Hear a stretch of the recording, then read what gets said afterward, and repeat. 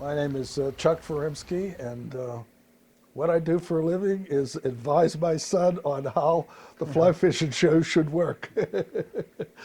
Now. Yeah, but he runs it himself now, so. Well, my name is Ben Furimsky. I'm with the Fly Fishing Show. I was born in New Jersey and grew up between New Jersey and Pennsylvania. And I live in Colorado now, in Crested Butte, Colorado, and I'm the president and CEO of the company. We are a small family business. I mean, there's people that have said that, oh, you guys are making millions of dollars, or there's people that think, we're a full production company, and it's a small business. We have one full-time employee and three other part-time employees besides us, and numerous on-site employees because we need a lot of hands on site. But to the operation side of it is small, and a lot of people don't realize that. I was in the fly fishing show business with a partner for a long time, Barry Serviente, and I think it's been 5 or 6 years, maybe more, since he retired. But my son has been involved with us almost from the beginning, and so when Barry retired, I had to take over a little more work, and then I thought, well, wait a minute, maybe my son should do some more. And now he's at the point where he's doing most of it, and I'm just giving him advice. I've been, everything from a gopher to an employee of the fly fishing show, an exhibitor, a speaker. I've done speaking in different categories and demonstrations as a celebrity. So I've worked in every aspect of it, as well as with other exhibitors. So I know what everybody needs. He knows my drawbacks, and he's taking care of all my failures and tweaking them and making them work better. So I know things are going to be pretty smooth with him.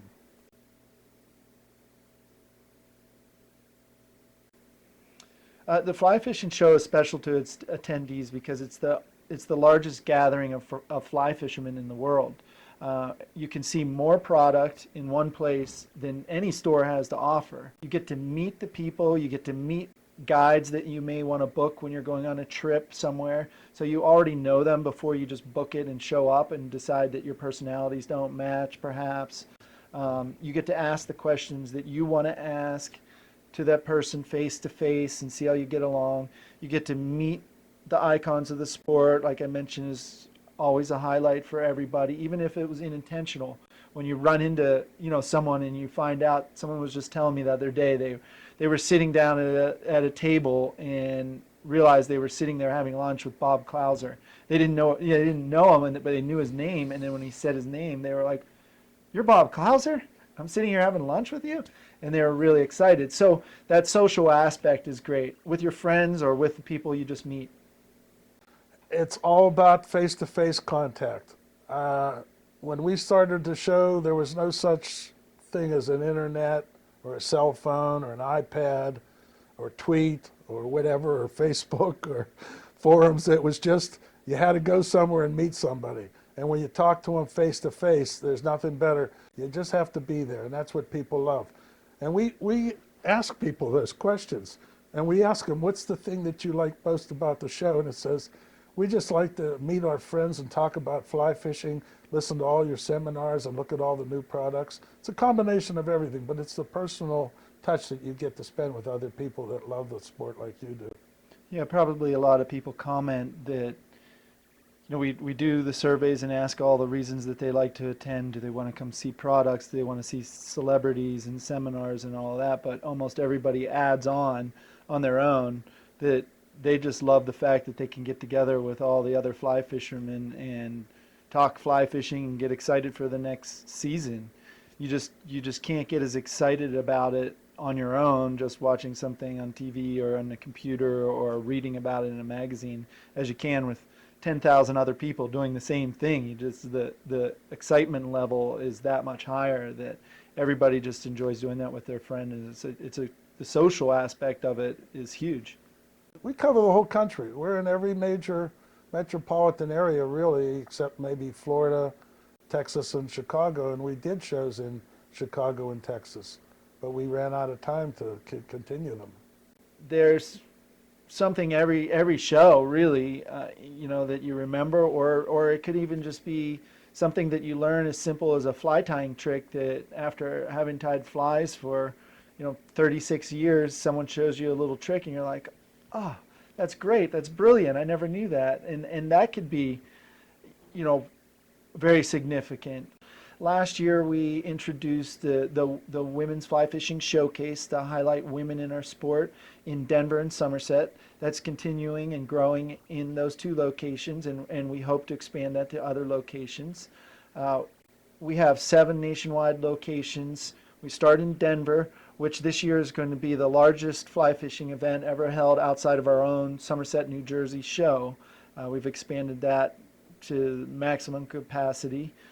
Then we go to Marlborough, Massachusetts, Somerset, New Jersey, Winston-Salem, North Carolina, and then we go back to the West Coast in Linwood, Washington, Pleasanton, California, and then finish up in the home state at Lancaster, PA.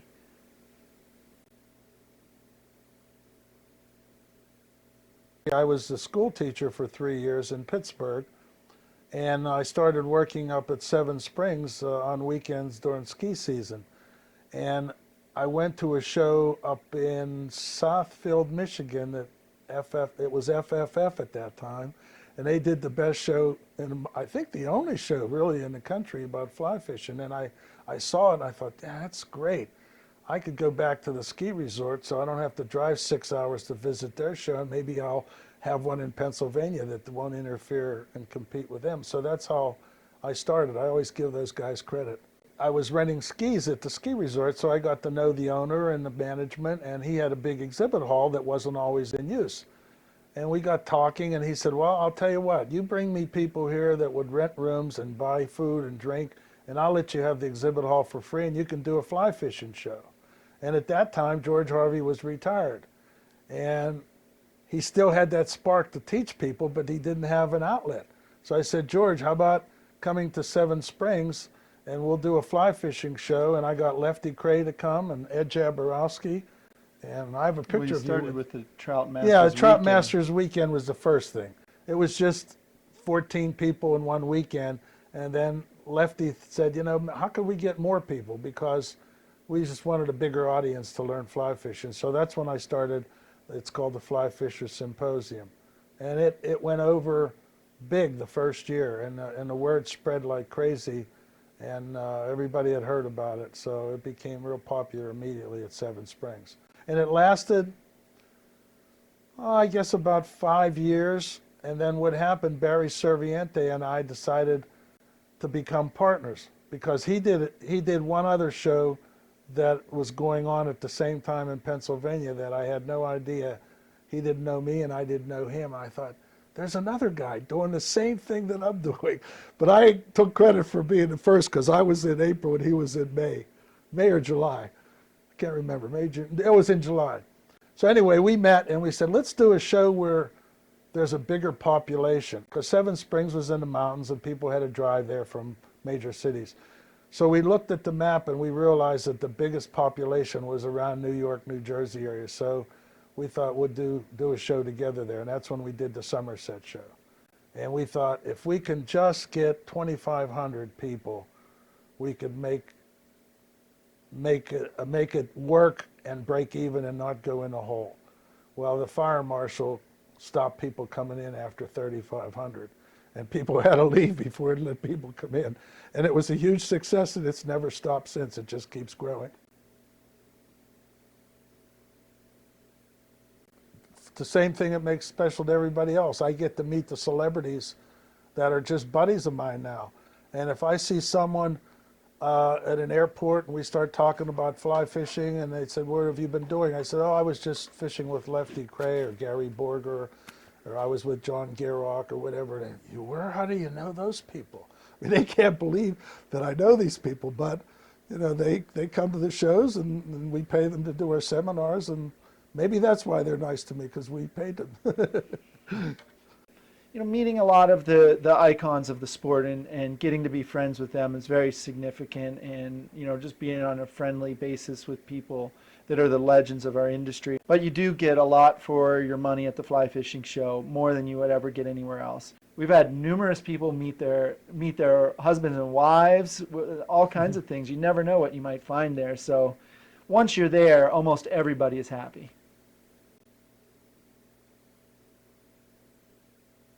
Well, I always had a meeting on Sunday morning before the show opened to talk to all my exhibitors that attended the show. And this was, I don't know how many years ago it's been, but it's when the Super Bowl decided to change and go on the first Sunday of February. Well, prior to that, it was always the Sunday when we had the Somerset show.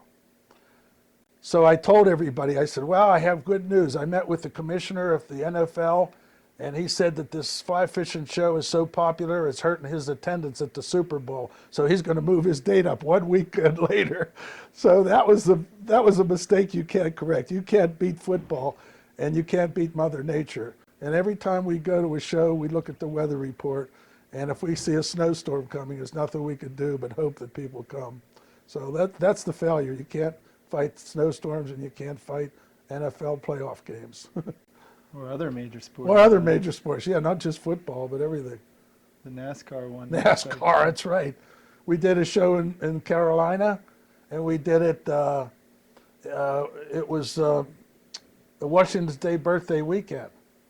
And a guy said, you're not going to get anybody. I said, why not? The people are, celebrate Washington's Day birthday in North Carolina. No, that's the Daytona 500. He said they're all going to watch NASCAR, so forget it. Nobody would show up. We went to the Valley Forge Convention Center, and I tried to get the girl that was my contact to give me dates for next year, and she kept hedging. And I said, what's going on? We have to have a date for next year. She says, well, I'm not supposed to tell you this, but we got the license to be a casino in Pennsylvania, so we're going to turn into the casino. And I see it advertised now. Valley Forge was successful in that part of Pennsylvania, a lot of fly fishermen. So what was close to Valley Forge? Lancaster. So I went to Lancaster and looked at it, and I'd never been there before, and it's the coolest little town. It's not small, it's a good sized town. And it brings people up from DC and Washington area, Washington DC and Baltimore, and then it's close to Harrisburg, and it's not far from Philly, so it's centrally located. Pittsburgh. Yeah, it's close enough to Pittsburgh. So it's our Pennsylvania show. It's pretty good. We don't cut any corners. We have professional decorators. We have convention centers and AV people. We have everything top shelf. So it costs money. So we have to do it when people are available to come and buy a ticket. And that pays for everything. So, it's tough to go to other places. It's hard because we're busy like 7 weekends out of 9 weekends, and sometimes we need a break to regroup in between shows. But we would love to do shows in other parts of the country, but we've tried shows that weren't as successful. So we try to go, when you fish a stream and there's 10 holes, and 2 of the holes you catch most of your fish, the next time you come back to the stream, which holes do you go to? The same 2 holes. So you want to go where the business is. You might have a problem that you're trying to solve, and by solving the problem, you come up with an idea.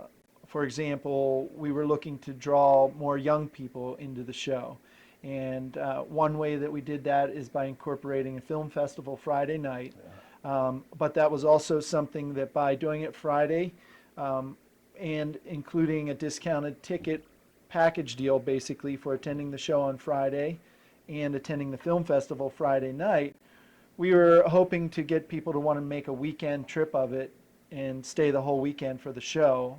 I say Friday for 3-day venues. It could be Saturday if it's a 2-day venue. But that proved very successful. I talked to a lot of customers that said, "Oh, once you added that film festival, now I'm coming for the weekend because I've got something to do that night, and I can attend the show in 2 days because I know that I need 2 days or 3 days to see everything."